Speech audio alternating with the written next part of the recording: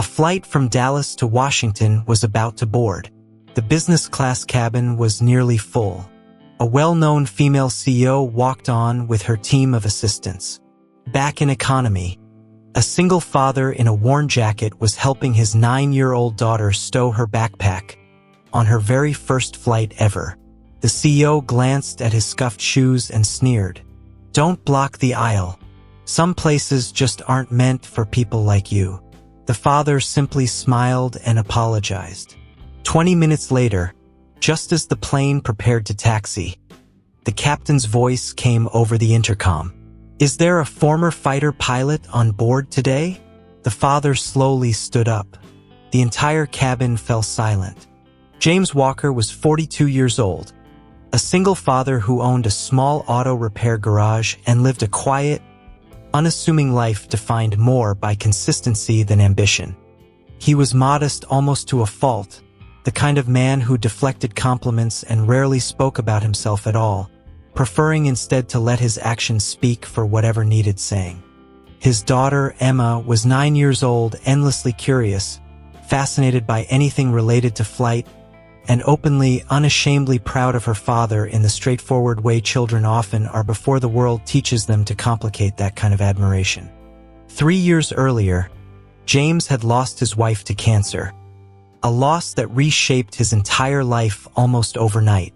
In its aftermath, he made the deliberate choice to walk away from a demanding, high-paying career in order to stay close to Emma, trading income and prestige for the simple, irreplaceable ability to be present for his daughter every single day rather than catching only fragments of her childhood between long absences.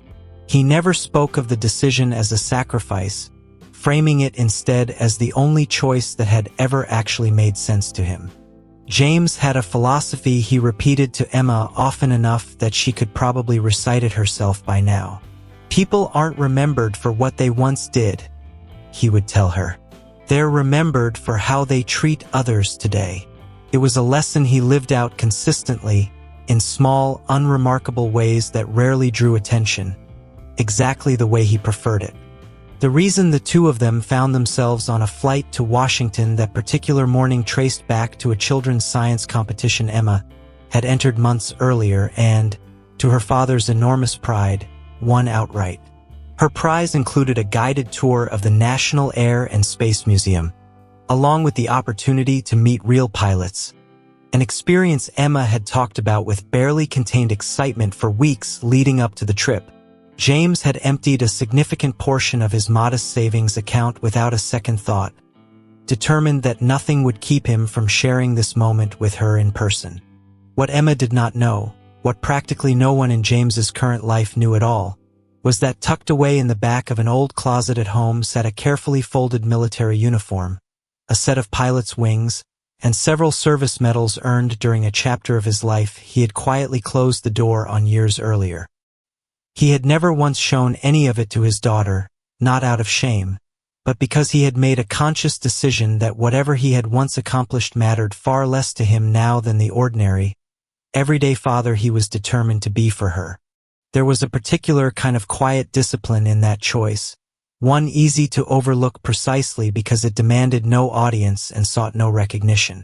James understood something many people spend their entire lives failing to grasp, that the most meaningful measure of a person rarely lies in whatever accolades or achievements they accumulated in the past, but in the small, largely unwitnessed decisions they make every single day in the present.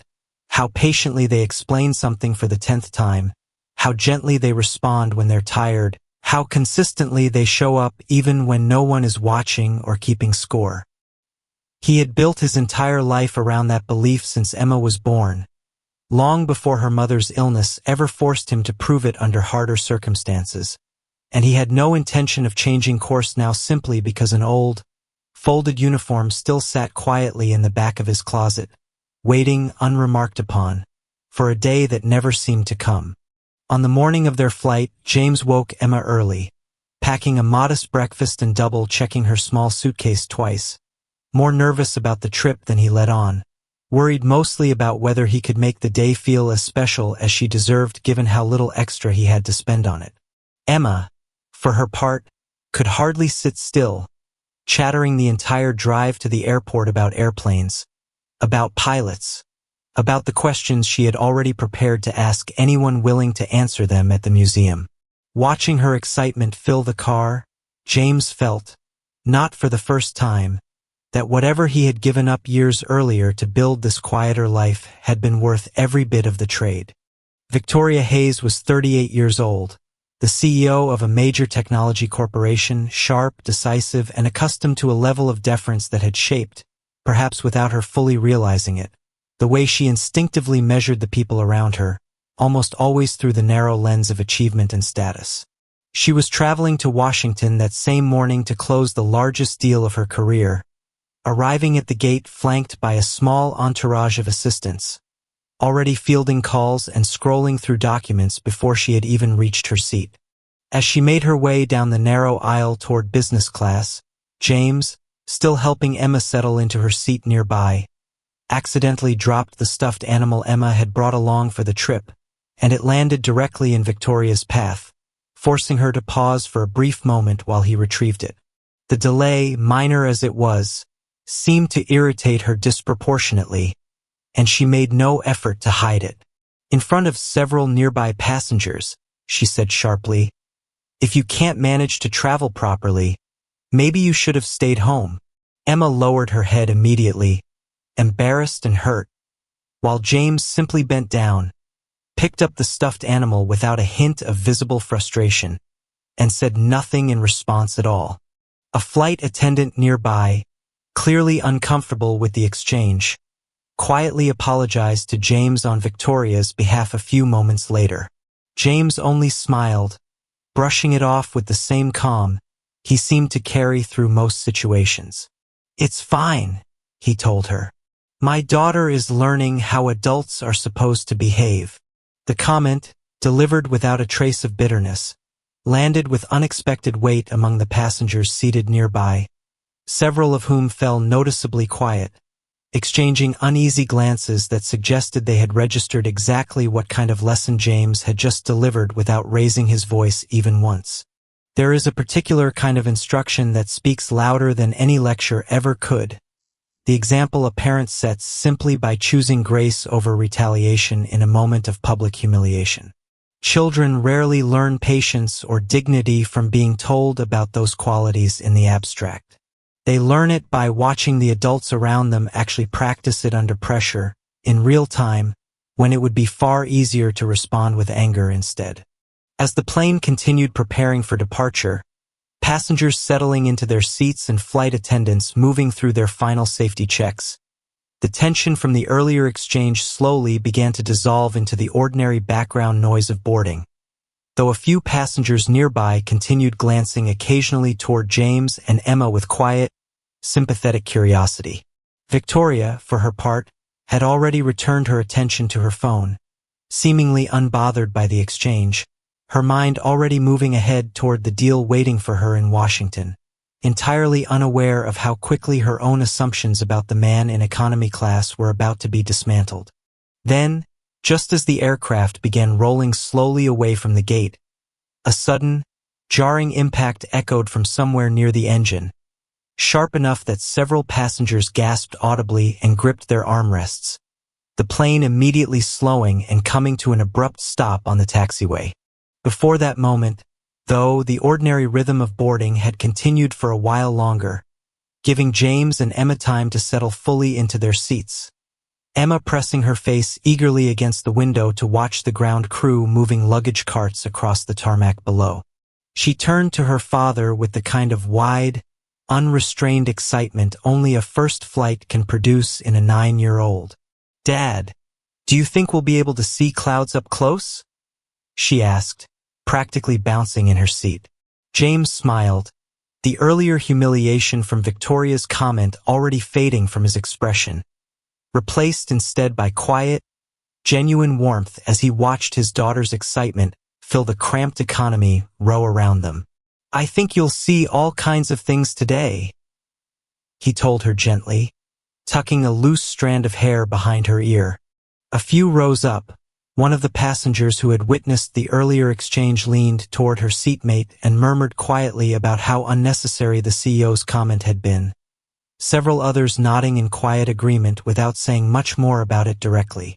Word of the small, uncomfortable moment seemed to ripple faintly through the surrounding rows, the kind of quiet, collective disapproval that rarely gets spoken aloud but lingers in the atmosphere all the same, shaping, however subtly, how differently passengers now regarded the calm, unassuming man seated in economy compared to the polished executive settling into business class just a few rows ahead. Victoria, still absorbed in preparing for her meeting, remained entirely unaware of the quiet shift happening behind her. Scrolling through slides and rehearsing talking points in her head, the small, forgettable incident with the stuffed animal already dismissed from her mind entirely, filed away alongside countless other minor inconveniences she encountered and discarded almost daily without a second thought.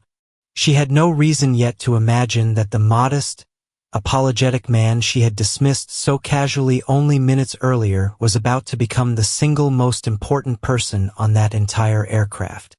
The captain came on the intercom moments later, his voice calm but clearly focused, explaining that a flock of birds had struck the engine while the aircraft was still taxiing, and that the plane was returning to a designated position for inspection before proceeding any further. As ground crews communicated with the cockpit, assessing the extent of the damage, a second complication emerged, one the captain hadn't anticipated needing to manage that morning. His first officer, feeling suddenly lightheaded from a drop in blood pressure, was no longer in a reliable condition to assist should the situation require rapid, coordinated decision-making. Faced with this unexpected shortage of support in the cockpit, the captain made an announcement rarely heard on a commercial flight. "If there is a qualified former military pilot on board today," he said, his voice measured and professional, "please make yourself known to the flight crew to assist with our situational assessment, following standard procedure." The cabin fell into an uneasy hush, passengers glancing uncertainly at one another, most assuming, reasonably enough, that no one on an ordinary flight to Washington could possibly meet such a specific and unusual request. James rose slowly from his seat in economy, reaching into his carry-on bag for a small folder of identification documents he had kept, out of habit more than expectation, for years without ever needing them. The surrounding passengers stared, several visibly startled, none more so than Victoria, who turned in her seat with open disbelief written across her face, watching the quiet, unassuming man she had mocked less than half an hour earlier calmly make his way toward the front of the aircraft. What followed, once James reached the cockpit and presented his credentials, revealed a history no one on that flight, least of all Victoria, could have anticipated. James had once served as an F-22 fighter pilot, later becoming a tactical flight instructor responsible for training other pilots in demanding combat scenarios, and had participated in numerous rescue and training missions over the course of a distinguished military career. He hadn't left the service because of any accident or failure. He had left deliberately and without regret because his wife had fallen seriously ill, and he had wanted, more than anything else, to be home to care for his family during whatever time remained. Following proper protocol, James entered the cockpit as an authorized advisor rather than taking control of the aircraft himself, working alongside the captain to review the relevant instrument readings, sharing his own experience assessing post-strike engine damage from his years of military service, and offering a steady, reassuring presence throughout the tense evaluation process.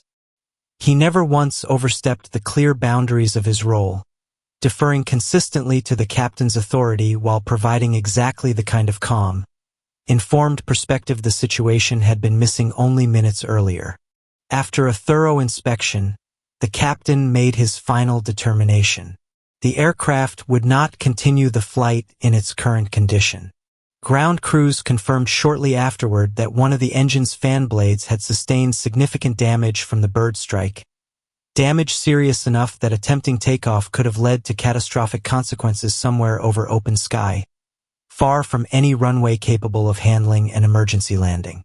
The airline arranged an alternate aircraft, and passengers were guided calmly through the process of transferring flights, the earlier tension slowly giving way to profound, collective relief.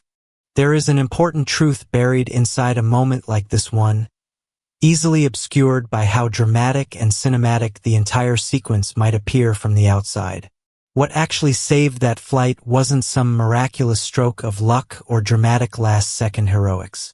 It was something far quieter and more reliable than that. Specialized knowledge, professional discipline, a steady temperament under pressure, and an unwavering respect for established safety procedures. All of it delivered by a man who, only 20 minutes earlier, had been publicly dismissed as unworthy of occupying the same space as the people around him. Inside the cockpit, James worked methodically alongside the captain, walking through each instrument reading with the same unhurried precision that had once defined his years of military service, asking careful, pointed questions about the engine's vibration patterns and the specific location of the reported impact. The captain, visibly relieved to have someone with genuine relevant experience beside him, listened closely to James's observations, occasionally nodding as pieces of the assessment fell into place more clearly than they had moments before. Neither man raised his voice throughout the exchange, the entire consultation carried out with the same calm, business-like focus that James brought to nearly everything in his life, whether repairing an engine in his small garage or advising a commercial airline captain on a damaged fan blade. Word of what was happening in the cockpit began filtering back through the cabin in hushed, disbelieving whispers, passengers leaning across aisles to share fragments of information as flight attendants moved calmly through their own procedures, reassuring nervous travelers while carefully avoiding any specifics about the ongoing assessment up front. Emma sat alone in her row throughout the entire process, gripping her stuffed animal tightly, watching the cockpit door with a mixture of confusion and quiet pride she couldn't yet fully articulate, not entirely sure what her father was doing up there but somehow certain, in the instinctive way children often are, that everything happening was exactly as it should be. Victoria, meanwhile, sat rigid in her business class seat, her earlier confidence completely evaporated, replaced by a slow, uncomfortable understanding of exactly how badly she had misjudged the man she had humiliated in front of an entire row of strangers less than half an hour earlier. She found herself replaying her own words in her mind, the sharp dismissal, the casual cruelty delivered without a second thought, and none of it sat easily alongside what she now understood about who James actually was and what he had actually accomplished, both in his military career and in the quieter, humbler life he had chosen since. When the captain's final decision came through, confirming the damaged fan blade and the switch to an alternate aircraft, an audible wave of relief swept through the cabin, several passengers exhaling deeply or reaching instinctively for the hand of the person seated beside them. As James made his way back down the aisle toward economy, the atmosphere around him had shifted entirely from the earlier indifference and quiet embarrassment into something closer to open admiration. Several passengers offering quiet words of thanks as he passed, a few reaching out simply to shake his hand before he returned to his seat beside his daughter. Once the truth about James had spread fully through the cabin, Victoria made her way back to economy, something she almost certainly hadn't done in years, and approached him with none of the confidence she usually carried into a room. "I looked at you," she admitted, her voice noticeably smaller than it had been earlier that morning, "through a lens full of prejudice." James looked up at her, and instead of the resentment she might have expected, he offered a small, understanding smile. "Everyone misjudges someone at some point," he said simply. "What matters is what you learn afterward." Emma, still processing everything that had just unfolded, turned to her father with wide, curious eyes. "Why did you never tell me any of this?" she asked. James considered the question carefully before answering, choosing his words the way he always did when something mattered enough to require real thought. "I wanted you to be proud of who I am today," he told her. "Not just proud of medals from yesterday." Several nearby passengers, still listening quietly to the exchange, found themselves visibly moved by the simplicity and honesty of his answer. A veteran seated a few rows back rose from his seat and made his way over, extending his hand toward James, not out of admiration for his combat record, but for something else entirely. "I just wanted to shake the hand of a good father," he said, and James, momentarily caught off guard by the gesture, accepted the handshake with quiet gratitude, understanding exactly what the man meant without needing further explanation. There is a particular kind of honor that rarely receives the recognition it deserves, one that has nothing to do with military rank or accumulated achievement. The greatest honor a man can earn isn't found in medals pinned to a uniform hanging in the back of a closet. It's found in the simple, hard-won trust of his own child, the kind of trust built slowly over years of consistent, unglamorous presence rather than any single dramatic act of heroism performed once and remembered forever afterward. Word of the incident continued rippling quietly through the cabin as passengers settled in for the remainder of the delayed journey. Several strangers offering James small, unprompted gestures of respect throughout the following hour, a nod here, a brief word of thanks there, none of it seeming to particularly move him the way it clearly moved everyone else around him. He remained, throughout all of it, exactly the same man he had been before anyone learned his history, patient with Emma's endless questions, quick to reassure the flight attendants who checked in on him more than once, entirely unbothered by the sudden attention now surrounding him. Victoria lingered near his row a while longer, watching the easy, unforced warmth between James and his daughter, and found herself thinking, with growing discomfort, about how differently she had once measured a person's worth, how quickly she had dismissed someone based on nothing more than the condition of his shoes and the plainness of his jacket, never once pausing to consider what might actually lie beneath the surface she had judged so hastily and so publicly that morning.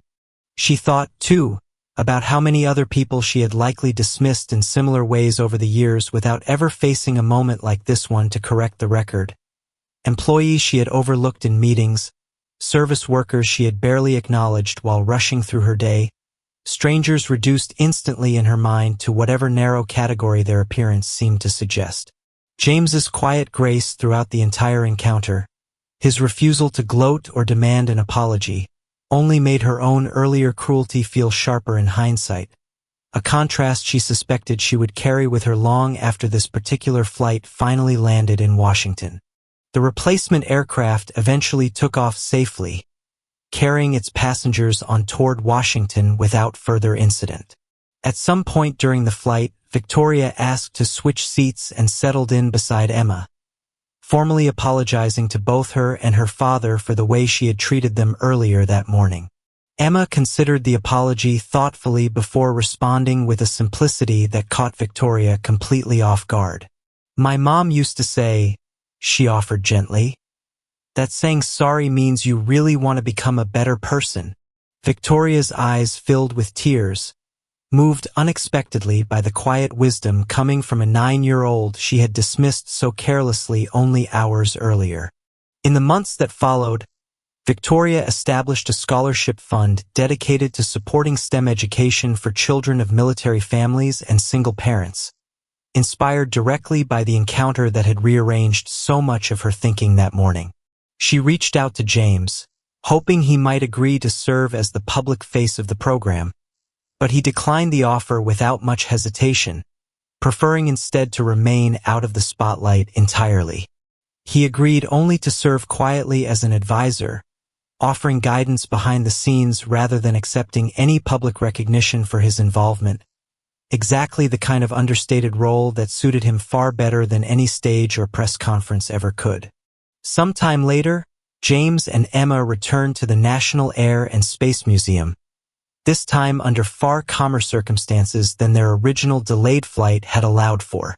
Standing together in front of a full-scale F-22 fighter jet displayed prominently near the museum's entrance, Emma studied the aircraft for a long moment before turning to her father with a quiet, searching question. "Do you miss the sky?" she asked. James looked up at the aircraft, considering the question honestly, the way he always tried to with her. "I do," he admitted. But I've never once regretted choosing to stay on the ground with you. Emma slipped her hand into his, looking up at him with an expression that mixed pride and quiet certainty in equal measure. I don't think you're just a pilot, she told him. I think you're my hero. James smiled at that, the simple sentence landing with more weight than any medal or commendation he had ever received during his years of service. It was, without question, the single greatest reward his years of quiet, deliberate choices had ever earned him, worth infinitely more than any recognition a uniform or a ceremony could have offered.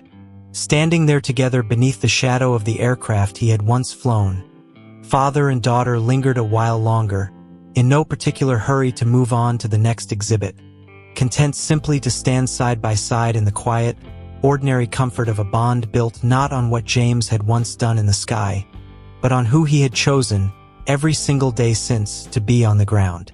Before they left the museum that afternoon, a young museum guide, having overheard part of their conversation, approached and asked James if he would consider speaking to a group of visiting students about his experience as a pilot.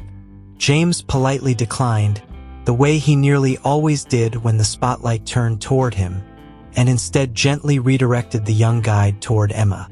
Ask her about her science project instead, he said, smiling.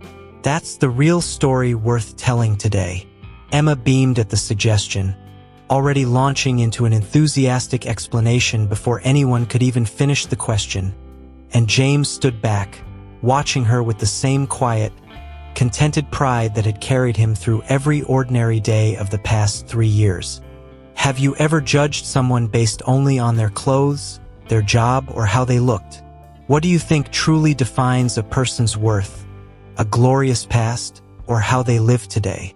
And if you were Victoria, would you have had the courage to apologize publicly? Don't judge people by their appearance. Knowledge and calm under pressure can save many lives. A good father doesn't need to talk about a glorious past to earn his child's admiration. The greatest success isn't being known by the whole world. It's being someone your own child is proud of. If this story made you think, hit subscribe to join us for more meaningful, heartfelt stories with real positive value. Leave a comment below. Never judge a person by their appearance. Or tell us, what do you think is the biggest lesson from this story? Your perspective might just be the thing that inspires someone else.